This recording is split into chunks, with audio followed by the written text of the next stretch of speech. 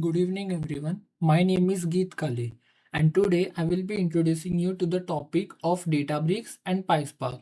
So, without any further ado, let's begin. So, firstly, Databricks is an advanced cloud platform designed for big data analytics and artificial intelligence workflows. It combines the power of Apache Spark, the open source engine behind distributed, scalable data processing, with a user friendly interface that streamlines everything from data exploration to machine learning. Enterprises use Databricks to analyze used database and datasets, build data pipelines, and collaborate efficiently on projects. At the core of Databricks is Apache Spark, and PySpark is nothing but the Spark's Python API. PySpark makes it easy to write Python code and run securely and quickly on large clusters, allowing you to process millions of records, build powerful ETL workflows, and process and perform allowed analysis at large scale. So now moving on, I will be explaining you each and every component present in the Databricks. So firstly, we have here a general workspace. So workspace is a central location where all the files, notebooks and folders are organized of all of your projects. Secondly, we have recents. In recents, we can see a quick history of our recently accessed files, notebooks, and resources, which are allocated to each and every particular notebook. A third is catalog, which manages and provides access to your data sets, tables, and machine learning models in the workspace. Fourth is jobs and pipelines.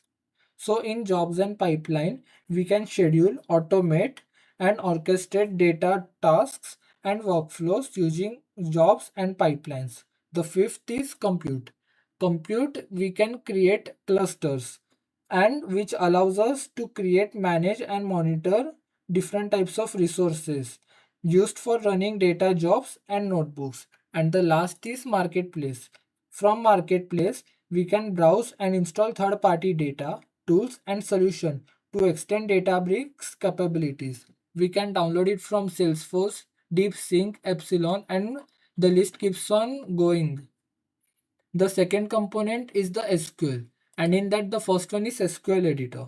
So SQL editor writes a code, so we can write and execute SQL queries on your data sources, analyze results, and visualize outputs. So basically, the main difference in the SQL editor of Databricks and a regular pgadmin or MySQL server is that Databricks SQL editor is built to handle huge amount of data sets which are generally available in terabytes or petabytes, which are continuously coming from the streamline.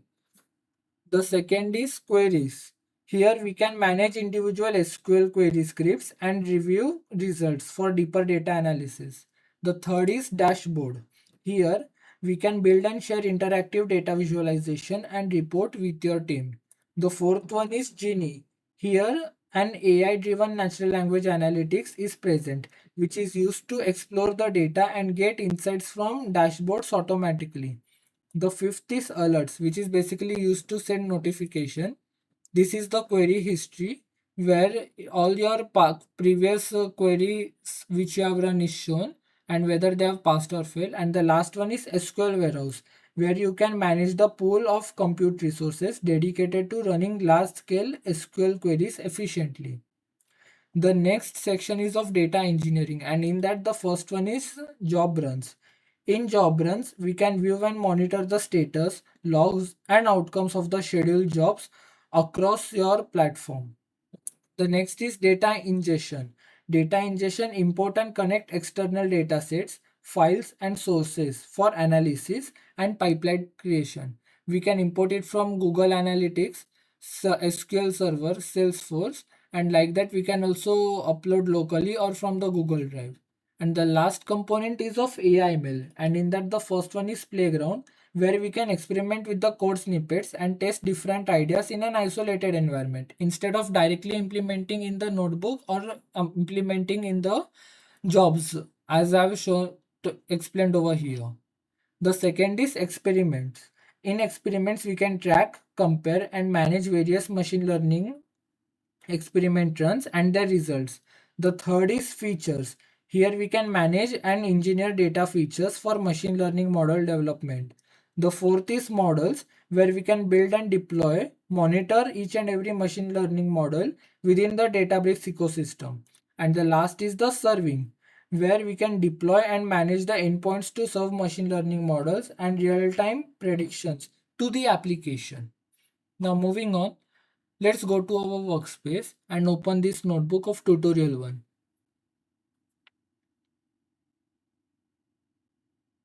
Now as we can see, it is already connected to a serverless environment version 4. Here generally we are supposed to connect to a cluster, but as this is the free version of Databricks, we are not allocated any resources specifically. So we will be connecting to a serverless server instead of any other cluster. And so now I will be explaining you this code which I have already run, as this takes a bit of time to run. So I've already executed all these cells. So the first cell here, basically we are importing all the Spark session and SQL functions from the PySpark. This is important because I'm normally Spark session is the entry point for the reading data, transforming it and running analytics on the distributed cluster. The second cell over here, we are using dbutils.fs.ls. So basically inside your folder Databricks dataset, it will display each and every available folder. And from here we will be taking this one, the 43rd row, samples one. So moving on to the third cell, as you can see, we are loading this Databricks dash datasets slash sample slash population versus slash datagov.csv, and this is our data. Now moving on to the fourth cell, we are using a print schema and df.show. So print schema basically is used to make sure that we can see each and every columns data type and their structure. As we can see, the city has a structure of string, the state also has a structure of string, the state code is of a string, and the 2014 rank is of the integer type. Here again we are using df.show and in bracket it is 5. So basically we are displaying the first 5 rows of our table. So if I have to compare it with the pandas, it is as good as saying df.head bracket 5, and in that also the first 5 rows of the table are displayed. Moving on to the fifth cell, here we are handling all the missing data sets. So as we can see in this one, we are using the df.dropNA function, where we will be dropping each and every row where NaN is present. So before dropping or before cleaning there were 294 rows, and after cleaning there are only 109 rows left.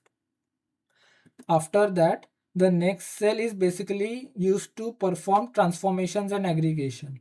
So this is a transformation step, grouping by region and calculating average prices. We use group by and aggregate from PySpark's SQL function. Now moving on to this sixth one. Here we will be calculating. Here we are creating new or different type of derived column, price change, and like that. And the last one, here we are just displaying all of the one we are created above. So like that, this is the basic tutorial for the Databricks. Thank you for watching this video.